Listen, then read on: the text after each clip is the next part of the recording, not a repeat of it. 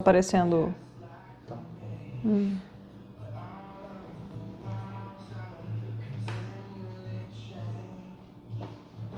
Bom, antes da gente começar a gravar, pode ficar mexendo no celular, não tem problema, você vai me responder umas coisas. Qual que é a sua formação exata e as instituições que você fez? O máximo possível de você lembrar. Eu sou formada pela Faculdade de Alfenas, a Unifenas, mas pelo campus de Belo Horizonte. Comecei minha faculdade em 2004, finalizei ela a tempo em 2008. Na sequência, eu fiz pós-graduação em saúde estética pela Incursos e atualmente eu estou fazendo um MBA em tricologia pela iCosmetologia e um MBA em gestão de clínicas, e eu não sei o nome, pela Anhanguera.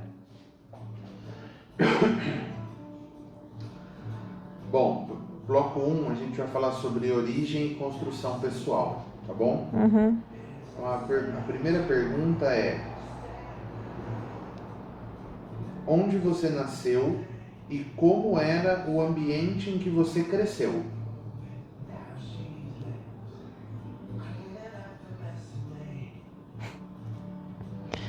Bem, eu sou nascida em Belo Horizonte, Minas Gerais, e nasci 27 de outubro de 1983, uma quinta-feira, segundo a minha mãe. Mas não nasci de dia, né? Nasci de madrugada, às 00h50. E o ambiente que eu cresci foi um ambiente feliz. Não tenho lembranças ruins, óbvio, né? Que a gente tem momentos e momentos na vida. Eu morei até os meus 6 anos num apartamento praticamente com uma área privativa grande. Eu tinha uma ajudante em casa que chama Fatinha e que cresceu, eu praticamente cresci com ela até os meus 16 para 17 anos. Lembro do meu pai me buscar na escola, lembro da minha mãe voltar para almoçar, então eu não tenho história ruim, assim. Tive bons amigos, passei catapora pro vizinho via chiclete, brinquei na rua, me ralei, me machuquei, tive animalzinho de estimação e aos finais de semana eu ia para casa do meu avô que morava no interior, que tinha um sítiozinho com piscina, cachorro, galinha, papagaio e afins. Então eu fui uma criança que tomei banho de bacia e balde, rolei no galinheiro com as galinhas e montava de cavalinho no cachorro do meu avô. Muito bem. Como você descreveria sua família nessa época? Minha família é uma família meio atípica, fora da curva, né? A minha mãe e o meu pai são separados desde que eu me entendo por gente, mas são pessoas que são muito amigas, então eu nunca tive a presença de brigas, desacordos, essas coisas. Infelizmente eu não conheci meu avô paterno, quando eu nasci ele já havia falecido, e a minha avó materna era a única que deixava eu chamar ela de vó. Então eu tenho uma recordação dela dos almoços de domingo e eu chegando com um bolo nos braços e ela escondendo o bolo no guarda-roupa, que era só para ela, que a casa tinha muito filho, muito neto. E o meu avô materno, que foi praticamente um pai para mim também, né? Mas infelizmente a minha avó materna, ela passou muito tempo já hospitalizada, ela tinha algumas doenças, então eu não lembro dela fisicamente presente, mas eu lembro de visitá-la pelo menos um final de semana por mês, né? Então, assim, apesar de ser uma família pouco tradicional para a época, pais e mães casados, avós casados há milênios, é uma família atípica, mas foi uma família extremamente funcional. Muito bem. E quais você considera nessa família típica, enfim, nesse ambiente que você conviveu, os valores que você mais recebeu dentro da sua casa? Então, eu falo família atípica que em 1983 era todo mundo muito bem casado e uma instituição muito bem definida e resolvida, né, pela sociedade. Mas Os valores da minha casa, eles sempre foram, assim, verdade, honestidade. Tanto que eu sou franca, às vezes até demais. É uma das minhas qualidades e virtudes, mas um dos meus maiores defeitos. A gente tinha muito carinho e consideração sempre um pelo outro. E essa parte, né, não só da franca, mas da honestidade, de ser verdadeiro, lealdade, né? Então, a gente não entra na briga do outro, mas quando tem que entrar, a gente compra a briga pra gente. E amor. Meu avô sempre foi um cara muito carinhoso. Minha mãe, toda atrapalhada do jeito que ela é, também sempre foi. Cada um com a sua forma, né? Meu avô demonstrava amor comprando goiabada pra mim, porque ele sabia que eu gostava. E Fanta. Eu tomava Fanta na época. É isso. Muito bom. Você fala muito da sua mãe, do seu avô, principalmente, né? Do seu pai também, mas principalmente sua mãe e seu avô.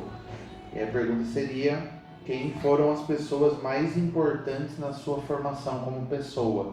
E qual foi a importância de cada uma delas, né? O que ela te entregou de importante na sua formação como pessoa hoje? Definitivamente a minha mãe, ela é o pilar principal da minha formação, né? Eu convivi muito mais tempo com a minha mãe do que com meu pai, do que com meu avô. Meu pai, ele tem o papel importante dele, mas eu acho que o meu pai, ele foi mais importante agora, já na minha vida adulta, né? A gente tem a certa tendência a não dar muito ouvidos para os pais de forma geral, né? Mas a presença mais ativa da minha mãe. Mas a minha mãe e o meu avô, eles estão mais presentes, né? Qual que é a pergunta mesmo? Quais foram as pessoas mais importantes na sua formação como pessoa? Formação. A formação, a minha mãe, na minha vida, como a minha formação de vida, a minha mãe me ensinou tudo, né? Então, a minha mãe me ensinou a compartilhar, minha mãe me ensinou a minha individualidade, né? As minhas coisas, o que é meu, o que é dela, e quando a gente tem que entrar no espaço do outro, tem que pedir permissão. Ela me ensinou limites. Limite é importante, né? O rio só é o que é porque tem limite.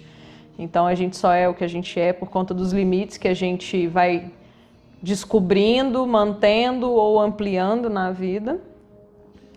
Minha mãe é a minha base toda, né? Me ensinou a falar, rezar, comer, andar, machucar. E o meu avô me ensinou a qualidade de viver bem. Então eu aprendi a me divertir com o meu avô. Então, quando tinha que cortar as penas dos periquitos lá, dos papagaios, era essa emoção de cortar a asa para não voar. Quando tinha que dar banho na cachorra, meu avô me ensinou a nadar. Meu avô me ensinou a comer de capitão, né? Que é comer com a mão. Quando você come uma comida molhada, você joga farinha para dar liga, né? Mas o meu avô também me ensinou essa parte de respeito com o próximo, de saber pedir. Eu lembro uma história engraçada que ele tinha conta, né, na vendinha do bairro. Então tudo que precisava na casa, porque tinha acabado, tinha que ir lá na vendinha. Então ele sempre me mandava ir na vendinha buscar, né, uma carne, um arroz, uma farinha. E aí um dia eu fui na vendinha buscar o que ele pediu e comprei bala. Como toda criança, não comprei pouca. E aí eu voltei com a bala. Aí eu descobri que eu podia comprar o que eu quisesse. Então eu passei aí na vendinha a buscar bala, bombom, pirulito, doce. E aí um dia ele me perguntou por que a conta da venda tinha ficado tão cara. Aí eu perguntei, não sei. Aí ele falou, mas tá aqui, ó, eu não comi essa quantidade de doce. Você me pediu para pegar o doce? Eu falei, não, mas como você me pedia para poder buscar comida, eu achei que eu podia pegar alguma coisa para mim. Aí ele falou, não pode, quando você quiser alguma coisa você tem que me pedir, porque eu não sei se eu vou ter dinheiro para pagar a conta da venda. Então esse valor também de percepção do que pode, do que não pode comprar, essas coisas assim, e respeito, né?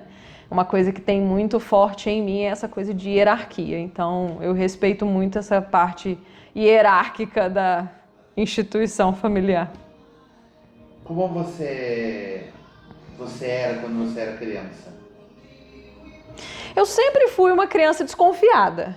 Não que isso não me torne uma adulta desconfiada também. Mas eu sempre fui uma criança alegre, brincalhona, feliz, né? Mas de poucos amigos, justamente por essa desconfiança. Sempre respeitei os limites de todo mundo, mas foi uma criança que eu aproveitei a vida, né? Pé na terra, mão suja na boca, piscina, até ficar enrugada.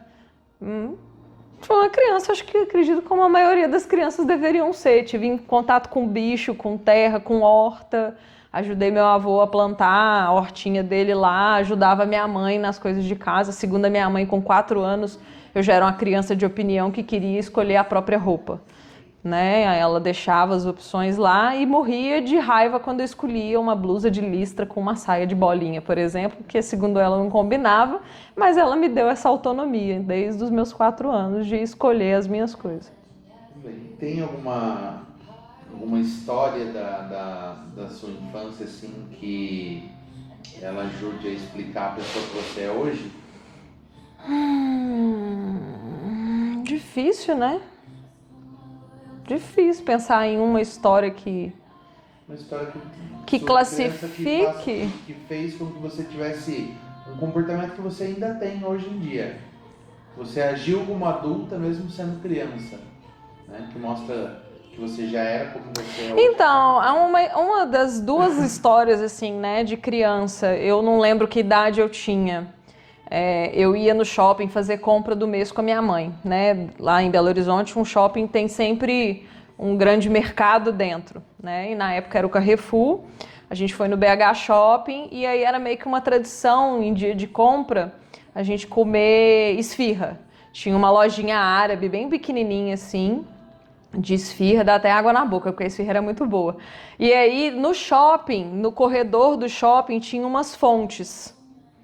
Baixinha, com pouca água, nada demais, né? E aí a minha mãe estava comprando a esfirra, e uma coisa que eu sou até hoje, que é obediente, né? Em grande parte das situações, a minha mãe olhou para mim e falou, senta aqui. Eu sentei, não conversa com ninguém, não conversa. E eu fiquei quieta ali do lado do carrinho, esperando ela ir pegar a esfirra. E aí teve uma criança menor do que eu. E eu não vou lembrar quantos anos eu tinha, sei lá, eu devia ter 5 anos, vai. Tinha uma criancinha menor do que eu que se debruçou no parapeito da fonte, querendo botar a mão na água. E aí uma outra criança, que era eu, falando, não faz isso, você vai se machucar, toma cuidado. E eu tentando segurar o neném ali, uma outra criança segurando um neném. E aí os pais tudo parado olhando pra minha cara, tipo, né, que bonitinho, ela tomando conta de alguém. E eu tomo conta hoje das pessoas, a minha profissão é tomar conta das pessoas. E a outra história, que é categórica, que a minha mãe enche a boca para contar, foi uma viagem para São Paulo, para o Parque da Criança, um ônibus cheio de gente, de família, porque era Dia das Crianças e só eu sozinha. Eu tinha 8 anos, minha mãe me botou num ônibus para minha primeira viagem solo e eu meio que revolucionei a viagem. Porque na hora que eu cheguei no hotel, eu olhei para o flyer do encarte, da excursão, e falei, mas isso aqui não é o que está no encarte. E aí a guia, né, que veio comigo, né, que tudo que eu fazia eu tinha que fazer com a guia, porque estavam todas as crianças acompanhadas de pai, mãe, tios, avós, enfim. E aí a guia falou, não, Letícia, e aí por alguma razão eu pressionei, aí os pais que estavam na excursão viram que não era, e compraram o meu boi ali, e aí a guia teve que se desdobrar e mandar a gente para um outro hotel, porque eu falei que no encarte o hotel era 3 estrelas, e o hotel que a gente chegou era muito lixo, assim, eu falei que não era nem 2 estrelas aquilo, e aí a gente mudou de hotel, e na mesma excursão, a hora que a gente chegou no Parque da Criança, eu olhei para aquilo e falei assim, eu não vou entrar nisso não. Eu vou pegar tétano nesses brinquedos. Aí a guia olhou, aí os pais já me acompanhavam, né? Eu com 8 anos já causando, liderando aí a minha primeira revolução. Sem entender o que eu estava fazendo. E os pais olharam aquilo ali, tá, mas aí o que você sugere? Eu falei, dentro do shopping aqui tem o Parque da Mônica. Olha que passeio legal, a gente fica brincando, os pais vão fazer compra. E aí os pais adoraram, né? E soltaram a criançada lá e a guia teve que aceitar, a gente não foi, a excursão foi para o Parque da Criança, a gente não foi para o Parque da Criança, foi parar no Parque da Mônica. E aí, como sobrou um dia, a guia teve que se virar e fazer uma discoteca à noite para as crianças na área do hotel. Mas foi uma excursão, no mínimo, bem pitoresca. Muito bem.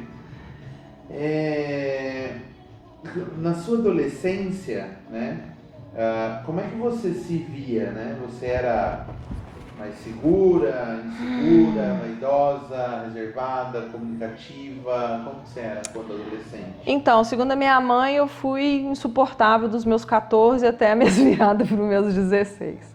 Eu não lembro disso, então eu nego, né? O que a gente não lembra, a gente não confirma. Mas eu fui praticamente um menino até os meus 12. Então eu gostava de blusa larga, moletom, aquele chinelo Raider, né?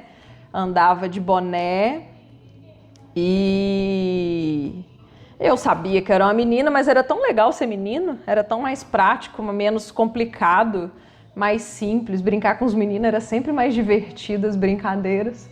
Então eu lembro que a gente descia para brincar, reunia os meninos do prédio, então eu descia com os meus brinquedos de menina, né? Boneca, Barbie, roupinha, carro, cozinha e tal. Mas eu também tinha uns Playmobil, então a gente brincava na escada do prédio fazendo uma cidade. Então todo mundo montava o Playmobil que tinha, os Legos, e a gente brincava e fatalmente as meninas brigavam pelos meus brinquedos de menina que estavam lá e eu me divertindo na cidade fictícia da escada. Então eu fui uma transição de criança para adolescente moleca, né, de brincar de bola na rua descalço e voltar com o pé cheio de bolha, gastar 3 dias para o pé ficar branco de novo. Mas eu fui uma adolescente, eu não posso falar que insegura, mas eu nunca me enxerguei. Eu lembro da minha mãe, numa cena da minha mãe, eu estava penteando cabelo no banheiro, a minha mãe chegou atrás de mim, falou assim: nossa, você tá tão bonita. Eu falei: aonde? Aí ela parou: Letícia, olha pro espelho. Aí eu olhei e falei assim: o que você se vê? O que você vê quando você olha pro espelho? Eu falei: eu não vejo nada, eu vejo uma pessoa comum. Aí eu tomei um esporro dela, bem tomado, como é muito característico da minha mãe. Mas eu fui parar, olhar pra mim em termos de vaidade, de cabelo, de unha, sei lá, eu já tinha 18, 17, 18. Nunca olhei para mim com esse olhar assim de cuidado, mas também nunca me desmereci, né? Mas é legal assim ver isso hoje com o que eu trabalho, né? Que é basicamente cuidado, saúde, estética, beleza, essas coisas. Mas eu não fui, eu não posso dizer que eu era insegura. Eu era muito confiante no que eu gostava de ser, né? Então, se eu queria usar roupa larga, para mim estava tudo bem. O dia que eu resolvi pôr uma roupinha mais apertada, estava tudo bem. O dia que eu queria usar vestido, eu sempre fui assim. Eu queria usar, eu ia lá e usava. Como toda adolescente em transição, eu tinha vergonha do meu corpo, então a gente não quer mostrar curva, a gente não quer mostrar seio, não quer mostrar sensualidade. Eu nunca tive essa pegada de exposição, então eu sou uma pessoa reservada por natureza, as minhas roupas falam por isso. Eu não gosto, se eu estiver até que numa balada, não vai ser nada muito exposto. Até hoje, eu já com meus 42 anos, eu sempre fui muito reservada em termos de roupa e na minha vida, né? Eu conto para os outros que eu quero que eles saibam e a maioria das vezes eu tô passando aperto e ninguém tá nem sabendo. Mas é meu estilo, assim, eu sempre fui muito autêntica, é uma das minhas características, né? E que a minha mãe me ensinou isso desde nova. Legal. Você começou a falar de um assunto, eu ia pedir para você falar um pouco mais sobre. Você comentou principalmente sobre sua mãe, de colocar na frente do espelho, como você se via. Se você entende que essas experiências que você falou de transição de adolescente, de repente não se ver como uma adolescente bonita, até chegar nessa fase de se preocupar mais com a estética, digamos assim, se isso hoje tem algum tipo de influência no seu trabalho, em quem você é e como você trata com as pessoas. Então, o não enxergar a gente é uma coisa mais comum do que a gente possa imaginar. E hoje o meu trabalho aqui, né, com a estética, ele mostra muito isso. né? Tem muita gente que chega muito cheio de si, do que quer, do que precisa, e às vezes não enxerga de verdade o que precisa. Pessoas como eu, que não enxergava, né, a beleza, eu vou ser muito bem sincera, eu até hoje às vezes eu olho e falo, beleza, tô ok, né? Mas eu também tenho os dias que eu acordo, olho pro espelho e falo assim, pô, hoje você tá bonita, hein? Hoje você tá gata, hoje a roupa caiu bem, tudo funcionou, cabelo, roupa, unha. Mas é momento, né? As transições, elas são importantes. Eu vivi cada uma delas, umas mais demoradas do que as outras. Mas é difícil a gente ter essa autoanálise, né? De olhar para dentro da gente, porque quando a gente olha para dentro da gente, a gente para de procurar no outro o problema. Então, o problema está aqui, eu tenho que resolver. E às vezes aqui no consultório, numa avaliação, numa consulta, a pessoa vem resolver um problema que não é dela. Então, assim, a pessoa senta querendo, às vezes, fazer um preenchimento labial, tem uma boca linda, mas quer fazer porque o marido, o namorado, alguém comentou que ela deveria ter uma boca mais carnuda. E não é o desejo dela. Às vezes ela quer simplesmente vir aqui fazer um botox porque é uma ruga na testa ou um pé de galinha, e aí a gente tem que ter essa sensibilidade de, na consulta, buscar informação. Então, a minha função aqui, eu sou a profissional formada, eu tenho o conhecimento. Então, quando eu detenho o conhecimento, a minha obrigação e a minha função de profissional é direcionar. Mas muitas vezes eu preciso também, não só na consulta, durante a consulta mostrar que eu sei, mas eu preciso ganhar a confiança daquele paciente. Então, talvez naquele primeiro momento eu atenda as necessidades da pessoa se estiver dentro de um limite aceitável. Eu jamais vou extrapolar, eu vou vender porque eu quero vender, né? Eu quero que a pessoa volte, continue a fazer os tratamentos e evolua. Eu não quero que ela venha, faça, vire as costas e nunca mais volte. Né? Então isso também está ligado muito a essa parte emocional do se enxergar, né, e de querer agradar os outros. Então eu brinco e falo, né, que a gente resolve um problema, quando aquilo se corrige, a pessoa acha outro problema, outra coisa que incomoda e acaba voltando por aquilo que eu enxerguei primeiro, mas que eu não pude falar porque a pessoa não estava preparada para enxergar aquilo. Legal. Você tinha comentado também que você começou o seu interesse com cuidado, maquiagem estética, essas coisas lá para os 19 anos, é isso, mais ou menos? Uhum. Tá. Você acha que esse interesse pela vaidade, né, pela saúde, pela autoestima, pela transformação das pessoas, ou por outro motivo? O que você acha que ele começou a surgir em você nessa época? Acho que é fase, né? 18, 19 anos eu estava já estudando para estar num vestibular, eu já frequentava outros meios, né? Conhecia outras pessoas. E aí você começa a ter essa comparação de meios, né? Então, o ambiente que eu cresci como criança, talvez eles não tivessem essa vontade de melhorar. E quando a gente melhora, a gente quer continuar melhorando, né? Então, assim, eu nunca fui uma pessoa de ligar para moda.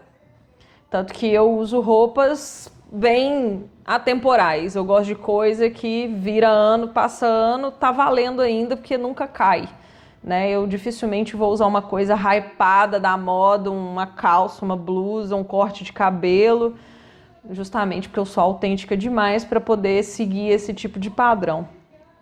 Mas acho que o ambiente influencia, né? 18 anos a gente já sai mais. Eu já estava trabalhando, então eu já tinha um dinheirinho ali para poder ir para uma balada diferente. Eu namorava na época, então para fazer uma viagem, a gente passa a se cuidar. E aí talvez esse interesse, essa chavinha foi voltando, né? Eu entrei para a faculdade, eu tinha acho que 19. Eu estava com 19 no ano que eu fiz 20, alguma coisa do tipo assim. Então assim, o meio da faculdade, não que a faculdade a gente não precisa ir super arrumado, mas a faculdade às vezes pede um pouco isso. Quando você começa a trabalhar, né? Você não vai trabalhar como se você fosse ficar em casa. Então isso também exige um certo cuidado. Então, assim, eu passei a me cuidar mais, mas eu falo de fato que o meu cuidado maior começou quando eu entrei para o ramo da beleza, da estética, do autocuidado. Legal. Nessa época de faculdade também, obviamente você começa a convergir com pessoas de outras idades, né? E ao longo da vida também. Então, quando você, obviamente, era criança, você via pessoas adultas, mas notava de outro jeito. Quando adolescente, você nota de outro jeito. Quando você é adulto, você vê adolescência, criança ou idoso, você trata de uma maneira diferente. O que você considera que você aprendeu, né, pela sua vida até hoje, sobre a relação das mulheres, principalmente com imagem, envelhecimento e autoconfiança, principalmente, né? Então, eu vou tirar a base, por exemplo, da minha mãe. A minha mãe, eu lembro, eu tenho imagens muito categóricas da minha mãe. Minha mãe sempre foi uma mulher muito bem arrumada, muito vaidosa. Eu lembro de uma época que a minha mãe trabalhava de salto alto, meia fina, taillé, fazia escova no cabelo 2 vezes na semana, tava sempre de unha feita, sempre maquiada, né? Dentro de casa, ela também nunca estava mal vestida, né? Nunca vi minha mãe estar em casa com uma roupa rasgada. Isso influencia no que eu sou hoje, né? Eu sou assim, meu marido fala comigo, não, você tá arrumada até quando você tá dormindo, é até o meu pijama. Meu pijama tá rasgado, vai pro lixo, compra outro. Não uso nada rasgado, nada manchado, não gosto. Mas eu acho que a imagem, a mulher sempre tem que ter aquela imagem imaculada e impecável, né? Então, a sociedade cobra muito isso de tem que estar arrumada, tem que estar com a unha feita, tem que estar com a roupa bem passada, combinando. Nos últimos tempos vem se falando muito sobre estilo, né? Cada pessoa tem um estilo, tem uma cor pessoal ali que combina mais ou menos com ela. Então, assim, acho que a gente tem uma ferramenta muito grande de conhecimento hoje no mundo tecnológico que favorece saber que uma blusa branca não é para todo mundo. E isso inclui homens, inclusive, né? Que nem todo mundo fica bem de preto, apesar de que todo mundo acha que preto fica bom em todo mundo e não fica. Então isso traz um certo empoderamento. O excesso de conhecimento traz esse empoderamento de você saber como se vestir melhor, né? De você ter acesso a coisas melhores, visto que hoje a gente tem mais facilidade de compra. Mas eu acho que isso tudo traz uma sobrecarga para a mulher, porque a mulher ela não pode cair, né? Então, o dia que você não pode fazer manicure, porque a sua semana foi louca e a pessoa que sabe que você faz unha toda semana olha, nossa, mas você tá com a unha mal feita. É como se aquilo fosse um desleixo, né? E às vezes simplesmente a gente tá sem vontade, né? De fazer a porcaria da unha, porque você quer ficar em casa, porque você quer dormir até mais tarde, ou porque você quer acordar mais tarde. E aí a gente é muito rotulada por isso, talvez, né? A estética, o fato de você estar na estética te cobra muito o tempo todo. Você tem uma imagem a passar, uma imagem a cumprir. Mas eu acho que você tem que criar isso de uma forma mais branda e suave. Tá a fim de fazer um botox com uma ruga te incomoda? Ok. Você tem preconceito, não gosta e tem medo? Procure informação. Não quer fazer, não faz, né? A gente tem aí vários artistas que são adeptos ao naturalismo. Isso vai do jeito que você quer. Hoje, graças a Deus, a gente pode envelhecer bem, né? Se a gente pega um vídeo aí viral que tem do Silvio Santos perguntando a idade, as pessoas com 38, 28, 19 parecendo que tem 60, 50, né? Hoje as pessoas falam muito que os 40 de hoje são os antigos, são os novos 20, né? Assim como os 50 são os novos 30. Então hoje a gente tem condição de envelhecer bem, preservando muito melhor a nossa imagem do que antigamente, mas a gente tem que estar feliz com aquilo que a gente sente. Então, eu brinco muito e falo que a estética e a imagem, ela tem que estar sintonizada com quem você é por dentro, né? Então, o que você pensa, o que você acredita, o seu sentimento, o seu emocional, e o do lado de fora é só o ressoado que você sente por dentro. Então, se você sente que isso é para você, faça. Hoje a estética ela é acessível para todo mundo, né? Ela perdeu um pouco esse patamar inalcançável. Muito bem. Bom, no meio de toda essa trajetória, né, de infância, adolescência, enfim, a gente obviamente está falando de estética porque é seu ramo hoje, né? Mas até esse momento de faculdade, isso não era algo que você via como carreira, né? Então, você escolheu a faculdade de biomedicina, né? Antes da estética. Na época, inclusive, acho que a biomedicina nem era voltada para a área da estética. Não. Isso aconteceu depois. Então, quando você escolheu a biomedicina, você obviamente imaginava seguir outro caminho. Então, por que você escolheu a biomedicina e qual era o caminho que você estava traçando nessa época? Na verdade, a minha primeira eu comecei fazendo faculdade de farmácia, né? Eu sempre gostei de séries criminais, sempre gostei dessa coisa. Minha mãe assistia muito e aí assistindo CSI, Criminal Minds, Law and Order, essas coisas assim, até o próprio ER, a gente vê algumas coisas e eu achei legal essa parte de ciência, né, de pesquisa, de descobrir os porquês das coisas. Então, quando eu fui prestar vestibular, eu jurava de pé junto que eu ia fazer publicidade e propaganda, que eu tinha toda a veia para trabalhar com isso. E aí eu resolvi fazer um teste vocacional. E aí saí do teste vocacional revoltada, cheguei em casa muito brava, falando com a minha mãe que aquilo era um absurdo, que eu tinha que fazer outro, porque o meu teste deu que a minha área de ciências biológicas e de exatas estava muito próxima. A parte de ciências biológicas estava mais alta do que exatas, mas a minha parte de humanas era bem baixa. Então, todo aquele sonho de eu trabalhar com marketing, essas coisas, caiu por terra ali. Eu passei por uma fase de engenharia mecatrônica, talvez eu tivesse dado muito bem, muito certo, porque a minha parte de exatas é boa, eu sempre gostei de fazer conta, matemática, tanto que eu sou fui uma excelente aluna de química. E aí, no meu teste vocacional, deu as 3 principais áreas minhas de atuação era química, farmácia ou terapia ocupacional. Eu nem sabia o que era terapia ocupacional, o nome não me atraiu, então eu já cortei da lista. Química é muito específico, era para dar aula. Na minha cabeça eu ia fazer uma coisa específica, eu ia estar na sala de aula dando aula daquilo. Hoje eu estou pagando língua, eu estou na sala de aula, eu dou aula do curso. Mas nunca foi meu foco. Eu fui fazer farmácia. E aí que a farmácia, no pior dos casos, eu ia descobrir um curso que eu pudesse fazer perícia criminal, que foi todo o início de eu fazer farmácia. Aí eu fiz um semestre de farmácia, por motivos pessoais e financeiros, eu precisei interromper essa faculdade.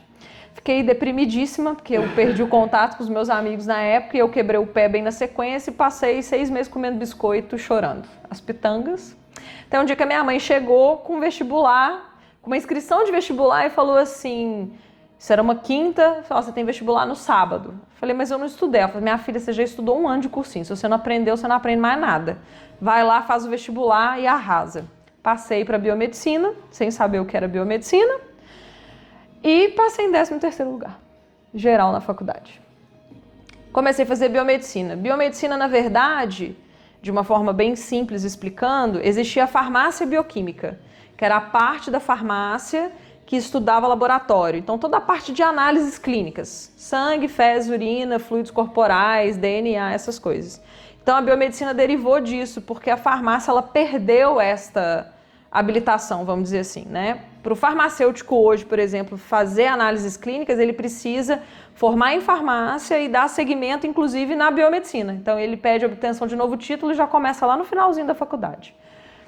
E aí, eu comecei a fazer biomedicina, todo mundo me perguntava o que era isso, a gente brincava que eu era médico 2 vezes e eu gostava muito de falar que era primo do médico. Que o médico, para dar diagnóstico, ele precisa do biomédico, porque é o biomédico que faz a parte laboratorial de exame. Sem exame não tem diagnóstico não tem cura de doença, então o médico depende do biomédico. E aí eu entrei para biomedicina, também sabendo que biomedicina podia fazer perícia, porque minha mãe sabia que eu queria prestar concurso para a Polícia Federal e ser perita criminal. Do ano que eu entrei na faculdade de farmácia, tá? Até eu me formar em biomedicina em 2008, a PF não abriu um concurso para perícia. Deve estar fechado até hoje. Os peritos devem estar tudo lá, velho, trabalhando de bengala. E aí eu consegui estágio no meu terceiro período de faculdade em anatomia patológica, que eu também nem sabia que existia. Eu só entrei para o estágio porque eu já tinha tido anatomia na faculdade. Um amigo da minha mãe, casado com uma médica que trabalhava num laboratório de anatomia, me convidou, eu fui lá, fiz uma entrevista, passei, e no terceiro período eu entrei e fiquei lá até formar. Então, basicamente, a anatomia patológica mexe com biópsia, análise de tecido. Então, tem uma doença, uma pinta suspeita, você vai lá, tira aquela pinta, manda para o laboratório, que é de anatomia patológica.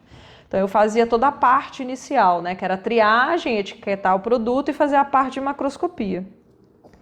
E trabalhei nisso 9 anos. E eu vou falar, eu gosto. Até hoje eu gosto de anatomia. Se eu precisasse estar no laboratório de anatomia, eu acho que eu voltaria tranquilamente a trabalhar, né? Mas a vida vai te encaminhando para outras coisas. Você não perguntou não, mas eu vou te responder de uma vez que eu sei que você vai me perguntar. Eu acabei indo para a área da estética porque eu, numa conversa informal, eu estava um pouco cansada, porque eu já trabalhava, eu estava em 2 laboratórios, virando plantão. Eu estava meio cansada e não ter perspectiva para mim é uma coisa muito ruim. Eu gosto de olhar para frente e pensar assim, posso melhorar. Eu olhava para o laboratório de anatomia e imaginava que eu não vou para lugar nenhum. Eu não tenho como crescer, eu posso até adquirir responsabilidades de setor, mas eu não consigo passar disso. Eu vou chegar num ponto que é aquilo ali e eu tenho que aceitar. E aí uma prima chegou para mim e falou assim, você sabia que biomedicina vai entrar para o ramo da estética? Isso era 2010 para 2011. Eu não, e eu, inocente, achei que era estética básica, igual a fisioterapia na época trabalhava dermatofuncional, né? Massagem, drenagem, limpeza de pele, pós-operatório. Eu falei, muito legal, me interessei, comecei a pesquisar e fui parar no Senac, porque aí eu já estava insatisfeita com esse não crescimento.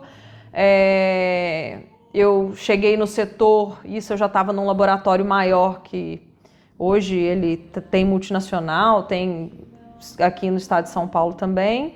É um laboratório que em Minas ele tem mais de 60 anos, 70, se eu não me engano, é muito conhecido. E eu estava infeliz ali de estar naquela equipe, de não ver crescimento, e de eu tentar subir de cargo, eu não consegui porque tinha cargo lá que era de indicação. Aí eu falei, por que não, né? Aí fui lá e me matriculei no Senac. Eu trabalhava o dia inteiro, descia a pé, sei lá eu quantos quilômetros, atravessava infinitos bairros e ia a pé para economizar o vale e ia parar no Senac toda noite. Isso foram durante 8 meses, então eu fiz todo o curso base de formação de esteticista. Então eu tenho curso de massagem, drenagem, limpeza de pele, fiz cursos adicionais como massagem turbinada, massagem de bambu, fiz shiatsu, que era uma coisa que eu gostava muito na época de trabalhar. E o fato de ter estudado no Senac, eu vou te falar que eu era uma das poucas da sala que tinha já graduação, eu já era formada, isso me rendeu frutos e eu cheguei a dar aula para 2 turmas de técnico no Senac, de drenagem linfática. Eu fui até... não foi oradora, não, é quando o professor é homenageado na turma. Eu fui na formatura deles, eu fui essa professora que entregou os diplomas e foi homenageada. Foi uma experiência, acho que uma das primeiras experiências de estar na sala de aula. E na sequência eu fui convidada pela pós-graduação que eu me formei a dar aula também para algumas turmas. Então eu dei aula de estética básica de eletroterapia, né, radiofrequência, correntes e tal, e dava aula de lasers de alta potência, que é depilação a laser, CO2, as plataformas dos Nd:YAG, que é Switch, e foi muito assim, legal, né? Porque, igual eu falei no começo, eu tinha zero pretensão de estar numa sala de aula e fui posta à prova em algumas situações para estar na sala de aula e desenvolvi bem esse papel. E aí eu descobri numa palestra, num e-mail de uma amiga que ia ter uma palestra e que a estética da biomedicina ia ser muito mais do que eu imaginava. Então a gente ia entrar para a parte de injetáveis. E aí eu comecei a pós, eu terminei o Senac, na sequência eu comecei a pós. Eu já tinha saído do laboratório, voltei para agregar financeiro e vivia essa vida dupla de novo, só que era um laboratório, mas a parte de estética à noite, eu atendia domicílio, fazia massagem, limpeza na casa das pessoas, e foi uma experiência que me cresceu muito profissionalmente. E antes de eu formar, antes de eu terminar a minha pós-graduação, eu já tinha sido convidada para ser sócia de uma outra menina lá num espaço que estava sendo vendido, e já saí praticamente formada com um consultório, uma clínica para tocar sem saber nada, mas sobrevivi 3 anos naquele espaço. Você acha que nessa transição, né, pelo que você fala assim, ela dá uma sensação de que foi uma transição fácil sair do laboratório para a estética, mas não deve ter sido. O que foi mais difícil nessa transição? Né? Você teve medo, dúvidas, as pessoas te julgaram por ser uma biomédica e de repente sair dessa área de laboratório de anatomia patológica, ir para uma área de estética, enfim. Então, o julgamento ele existe todo tempo, todo momento, né? Meu pai que me perdoa, pai, eu te amo, mas meu pai me julgou quando eu optei em fazer biomedicina, né? Ele não sabia, nem eu sabia, minha mãe matriculou, não sabia, mas eu fui julgada nesse momento, até quando eu passei em farmácia, né? Ele não aceitava o fato, você vai ser farmacêutica de balcão, né? Mas eu não queria fazer administração, eu não queria estar no meio dos negócios dele, enfim, tive a minha autenticidade, segui minha vida. Então o julgamento ele existe até dentro de casa, entre amigos, né? Mas a transição, ela nunca é fácil, mas você não pode desistir dela. Então, determinação, né? Eu já falei que é uma outra qualidade minha, então eu fui determinada em fazer isso acontecer. Óbvio que eu calculei inúmeros cenários, eu tenho esse dom também de parar, pensar e calcular inúmeras possibilidades, inúmeros cenários, e à medida que as coisas vão acontecendo eu vou excluindo ou adicionando cenários. Então, assim, quando eu saí do laboratório, vou voltar, eu fiz estágio, nesse estágio eu fiquei no laboratório até o meu primeiro ano de formada. Quando eu estava para completar um ano de formada, eu fui chamada por outro laboratório. Então eu trabalhava meio período em 2 laboratórios, em cada laboratório meio período. Então eu tinha uma jornada aí de mais de 12 horas de trabalho. Em um determinado momento, um laboratório fez uma proposta muito mais atrativa, e óbvio, a gente está no começo de carreira, vocês podem falar que não, mas todo mundo vai atrás de dinheiro. Eu fui atrás da proposta mais atrativa, mesmo querendo ficar no outro laboratório, mas eles não cobriram a proposta e simplesmente falaram, pode ir, eu fui. Fui muito enriquecedora, me cresceu muito como pessoa, estar dentro de um laboratório grande, hoje de porte multinacional, mas eu vou te falar, não é fácil você trabalhar com uma equipe grande, muitas pessoas que às vezes elas são simplesmente colocadas naquele cargo sem entendimento do que estão fazendo, então elas são simples robôs. E graças a Deus eu tive um estágio muito, muito, muito bom. Eu tive a oportunidade de trabalhar com 6 médicos diferentes, aprender 6 rotinas e 6 cabeças, 6 olhares diferentes. Então quando eu cheguei nesse laboratório, as pessoas brincavam muito falando assim, porque ela é metida. Não, era metida, de fato eu sabia Tchau! Eu sabia e gostava muito do que eu fazia. E segui isso, feliz. Quando ele começou a me chegar num nível de estresse, de cansaço e de falta de visão e de possibilidade de crescimento, as coisas foram chegando. Então eu abracei a ideia de mudar de área, de fazer essa transição. E não pedi conta nem nada, eu optei em estudar à noite. Então voltei, trabalhava o dia inteiro, de 7 às 5, entrava para a escola às 6h30, 7 horas, saía da escola às 10, ia para casa para começar o dia todo de novo, 5 horas da manhã, porque para estar no serviço às 7 eu tinha que acordar às 5. E levei isso bravamente, inclusive trabalhando. Até um dia em que eu pedi para ser desligada, a minha chefe relutou muito, mas chegou numa situação que ela não teve como e ela me desligou e eu assinei o meu termo de rescisão alegre, feliz e sorridente. Comprei minha maca, meus cremes e fui atender domicílio. E na sequência abri meu primeiro negócio, né? Abri um negócio dentro de uma academia e trabalhei ali. E meti as caras com medo. A gente tem que fazer as coisas, mas tem que fazer com medo, mas vai com medo mesmo. Quando eu tava para casar, eu tava noiva, eu tava para casar. E aí eu vi que a grana estava apertada, aí eu fui no laboratório que eu fiz estágio e descobri que eles estavam precisando de gente, porque tinha saído gente. Então eu voltei para o laboratório, que era uma renda fixa garantida, mas continuei fazendo as minhas massagens, minhas drenagens no meu espaço e me desdobrei de novo. Então são concessões que a gente abre na vida para poder viver o melhor, né? A gente não chega onde a gente está sentado no sofá comendo pipoca assistindo televisão.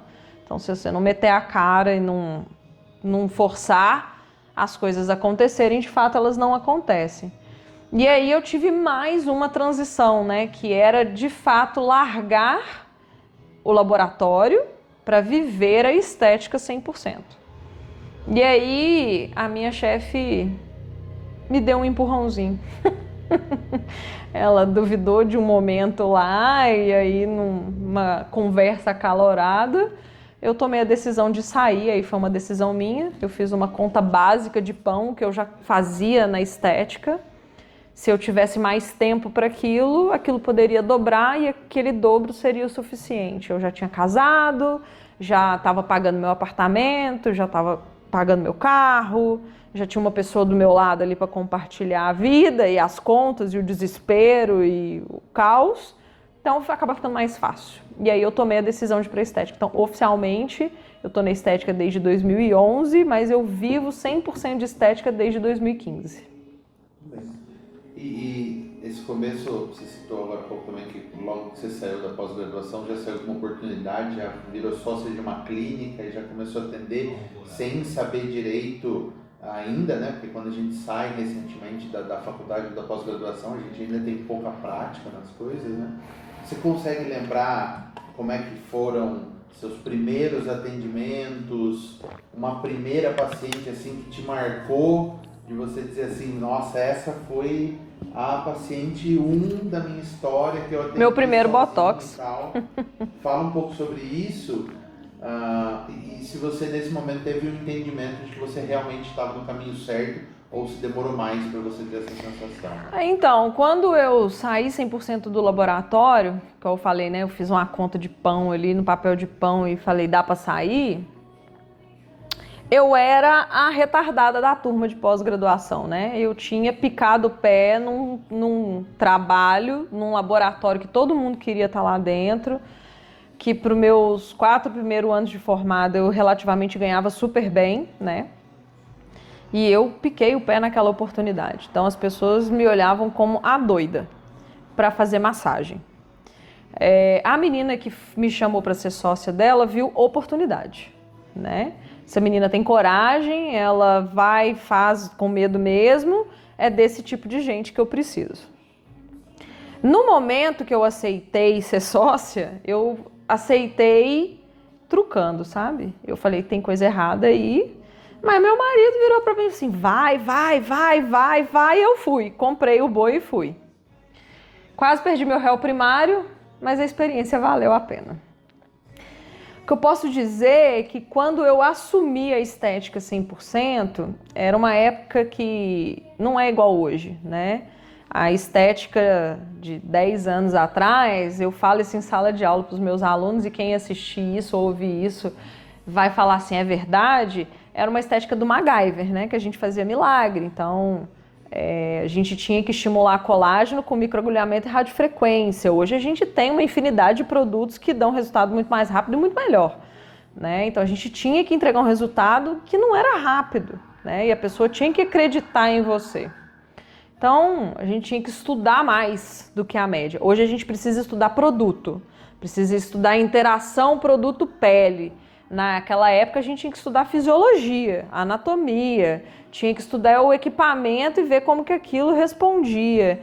Então era um pouco mais... Não é que a complexidade era diferente, né? O pensamento e o raciocínio. E o meu primeiro paciente, é outra história que eu conto também, na sala de botox, porque assim, quando você faz radiofrequência, limpeza de pele, microagulhamento, ok, né?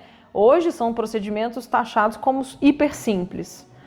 Anatomicamente, em termos de complicação, né, a complicação desses tipos de procedimentos ela é descuido, é má aplicação e má técnica. Mas o Botox, cara, eu corri o risco de largar a pessoa torta, de dar pitose, de aplicar fora do plano, de colocar muita unidade e a pessoa ficar com a cara congelada, ou de aplicar pouco. Enfim, Botox, todo mundo acha que é fácil, mas é um procedimento complexo no nível de profundidade, agulha, dose, quantidade, dependência, diluição. Tem uma infinidade de coisas envolvidas nisso.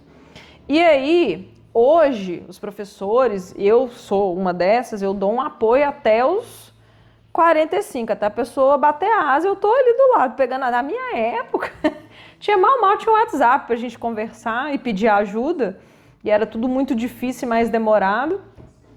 E aí eu lembro que eu precisava lembrar e recapitular a diluição, e eu sei lá porque isso não estava anotado de forma clara no meu caderno, e eu, desesperada, eu fui ler a bula.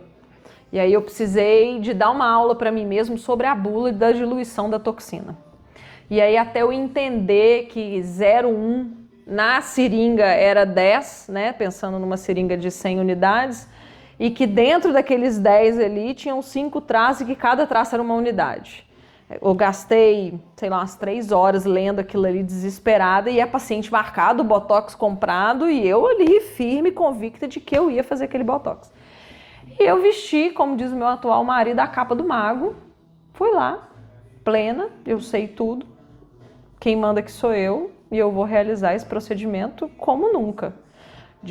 Fiz a avaliação, fiz as fotos, diluí a toxina na frente do paciente, deitei ele na maca, fiz a asepsia, limpei, fiz a marcação, fiz o rascunho no papel que a gente seca a mão, porque eu esqueci de pegar o prontuário, mas peguei a caneta, fiz o rascunho. E até hoje eu tenho esse hábito, tá? Eu faço o rascunho primeiro, depois eu passo pro papel.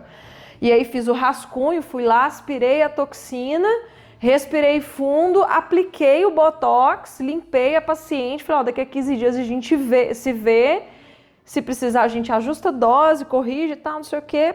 A paciente, obrigada, pagou, virou as costas. Eu juro pra você, eu quase vomitei na hora que a paciente foi embora. Eu deitei no chão do consultório. Deitei, olhei pro teto, respirava fundo, o que eu queria era vomitar. Essa foi a sensação da minha primeira vez. E qual foi o resultado? Foi bom. Foi maravilhoso. Ela foi uma paciente minha fixa enquanto eu tive essa clínica, sei lá, pelos 3 anos que eu tive lá. Deu super certo, super funcionou. Graças a Deus. Legal. A sua trajetória profissional, né? Hoje você está mais atuante em Sorocaba, mas o principal da sua trajetória profissional é Belo Horizonte. Sim. Né?